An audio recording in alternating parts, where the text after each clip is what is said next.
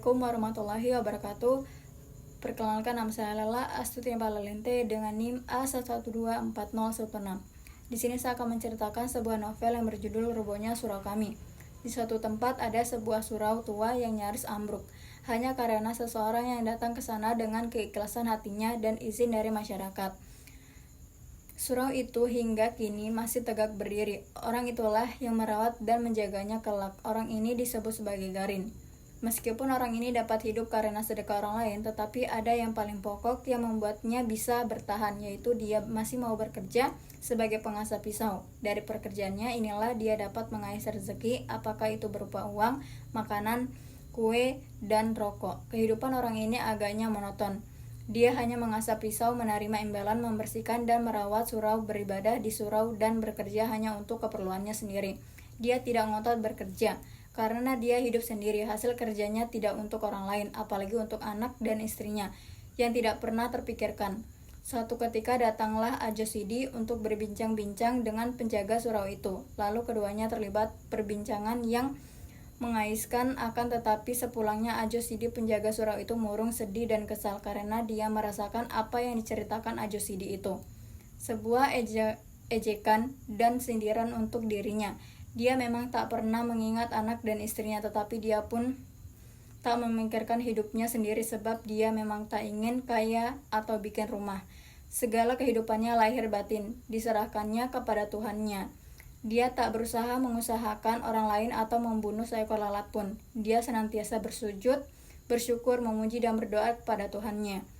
Apakah semua ini yang dikerjakan semua salah dan dibenci Tuhan, atau dia ini sama seperti Haji Saleh yang di mata manusia tampak taat, tetapi di mata Tuhan dia itu lalai? Penjaga surau itu begitu memikirkan hal ini dengan segala perasaannya. Akhirnya dia takut kuat memikirkan hal itu. Kemudian dia memilih jalan pintas untuk menjemput kematiannya dengan cara menggorok lehernya dengan pisau cukur. Kematiannya sungguh mengejutkan masyarakat di sana. Semua orang berusaha mengurus mayatnya dan menguburkannya, kecuali satu orang saja yang tidak begitu peduli atas kematian. Dialah Ajo Sidi yang pada saat semua orang mengantar jenazah penjaga surau, dia tetap pergi bekerja. Baik, selanjutnya saya akan menganalisis unsur intrinsik dan ekstrinsik dari novel Robohnya Surau Kami, yaitu tema. Tema cerpen ini adalah seorang kepala keluarga yang lalai menghidupi keluarganya. Amanat pokok yang terdapat dalam cerpen Robohnya Surau Kami karya A. Nafis adalah pelihara, jaga, dan jangan bermasa bodoh terhadap apa yang kamu miliki. Hal ini dapat dilihat dari beberapa amanat, yaitu jangan cepat marah kalau ada orang yang mengejek atau menasihati kita karena perbuatan kita yang kurang layak di hadapan orang lain. Perbuatan baik yang kita lakukan karena hal ini bisa saja baik di hadapan manusia, tapi tetap kurang baik di hadapan Tuhan. Jangan menyanyiakan apa yang kamu miliki. Untuk itu cermati sabda Tuhan, jangan mementingkan diri sendiri seperti yang disabdakan Tuhan dalam cerpen ini. Ada latar tempat yang ada dalam cerpen ini jelas disebutkan oleh pengarangnya, seperti kota, dekat pasar, di surau, dan sebagainya. Latar waktu, latar jenis ini yang terdapat dalam cerpen ini ada yang bersamaan dengan latar tempat seperti yang sudah dipaparkan di atas pada latar tempat. Latar sosial dari cerpen ini tampak latar sosial berdasarkan usia, pekerjaan, dan kebiasaan atau cara hidupnya.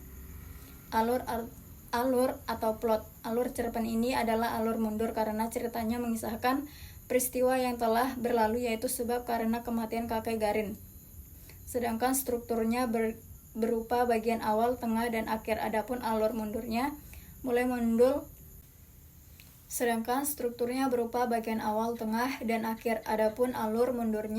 mulai muncul di akhir bagian awal dan berakhir di awal bagian akhir. Tokoh dalam cerpen ini ada 4 orang, yaitu tokoh aku, Ajo Sidi, kakek, dan Haji Soleh. Tokoh aku berwatak selalu ingin tahu urusan orang lain. Ajo Sidi adalah orang yang suka membual. Kakek adalah orang yang egois dan lalai, mudah dipengaruhi dan mempercayai orang lain. Haji Soleh yaitu orang yang telah mementingkan diri sendiri. Konflik Konflik yang ada adalah konflik batin antara si tokoh dengan Tuhannya dan juga dengan keluarganya. Titik pengisahan sudut pandang titik pengisahan cerpen ini yaitu pengarang berperan sebagai tokoh utama, akuan sertaan sebab secara langsung pengarang terlibat di dalam cerita. Selain itu, pengarang pun berperan sebagai tokoh bawahan ketika si kakek bercerita tentang Haji Soleh di depan toko aku. Gaya di dalam cerpen ini, pengarang benar-benar memanfaatkan kata-kata dan majas, alegori, dan sinisme. Dan unsur ekstrinsiknya ada judul yaitu Robohnya Surau Kami, penulis Ali Akbar Nafis. Biografi singkat penulis Ali Akbar Nafis atau yang lebih dikenal publik dengan sebutan AA Nafis. Lahir di Padang Panjang pada tanggal 17 November 1924. Nafis belajar di INS Kayu Taman dari tahun 1932 sampai 1943. Lebih dari 20 buku sudah dihasilkan olehnya, mulai dari kumpulan cerpen, puisi, novel, kumpulan esai, hingga penulisan biografi dan autobiografi. Pada tahun 1956, ia menulis kumpulan cerpen Robohnya Surau Kami yang merupakan karya monumental dalam dunia sastra Indonesia. 3 bukunya yang telah diterbitkan Gramedia adalah kumpulan cerpen Robohnya Surau Kami, Bertanya Kerbau pada Pedati, dan novel Saraswati. Nilai sosial kita harus saling membantu jika orang lain dalam kesusahan seperti kala cerpen tersebut.